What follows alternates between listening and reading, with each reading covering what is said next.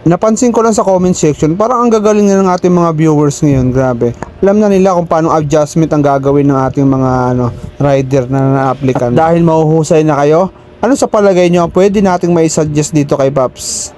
Tara, panoorin natin siya, no? So, ayan.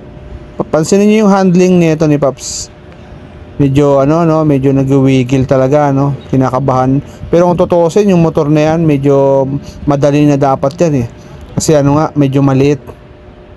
Pero ganito, medyo siguro dahil kinakabahan siya. Tingnan natin, kinakabahan siya o ano sa palagay nyo?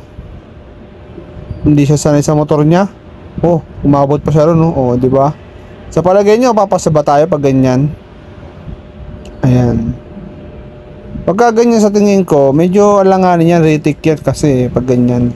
Nakikita ng ating training officer pagka ganyan ng performance natin. Ibig sabihin, maaaring kinabahan pa kayo niyan, maaaring paisahin pa kayo niyan para maging stable yung manibela.